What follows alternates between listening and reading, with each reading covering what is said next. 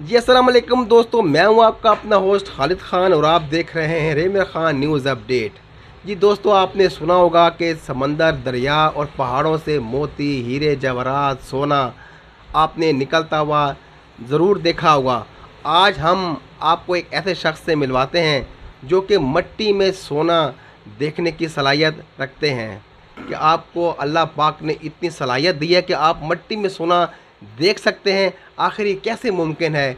जी मज़ीद तफसील से हम औरंगज़ेब भाई से बात करते हैं कि किस तरह मुमकिन है। जी जी औरंगज़ेब भाई, आप आवाम से क्या कहना चाहेंगे?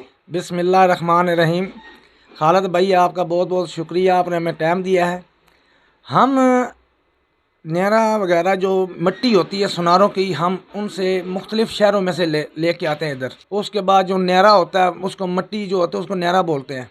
वो कारीगर जो होते हैं वो ऊपर कलीन के ऊपर बैठ के वो काम करते हैं। बरीक बरीक ज़रे होते हैं, वो गिर जाते हैं नीचे, जो उनकी नज़र से नहीं आते। ठीक है जी। उसके बाद हम कलीन वगैरह जो होते हैं, कारपेट, उसको हम जलाते हैं। जलाने के बाद फिर पीसते हैं उनको। पीसने के बाद, छानने के बाद फिर उनको, फिर जो न्यारा मिट्टी होती है फिर उसको हम जलाते हैं।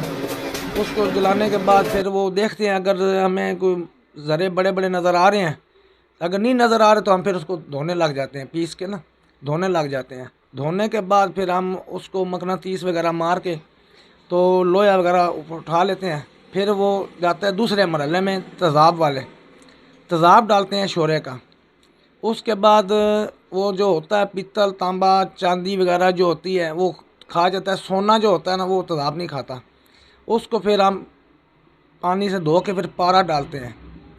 पारा डालने के बाद फिर वो जो पारा होता है वो सारा सोना कवर कर लेता है, क्योंकि बारीक ज़रे होते हैं, मोटे भी होते हैं। और उसके बाद फिर वो हम उसको सिलेंडर पर लेके फिर उसको गलाई करते हैं।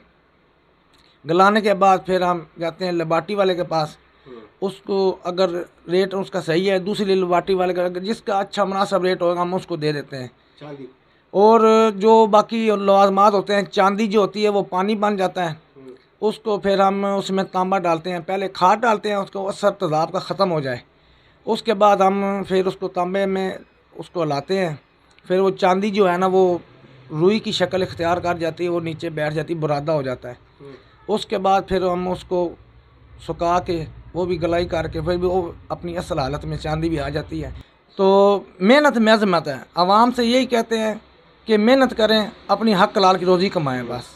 बेशक सोने का काम करते हैं और सोना इकट्ठा करते हैं, पर सोना इकट्ठा करने के लिए जिस तरह की जद्दोजहद, जिस तरह की मेहनत है, वो दोस्तों आपके सामने है।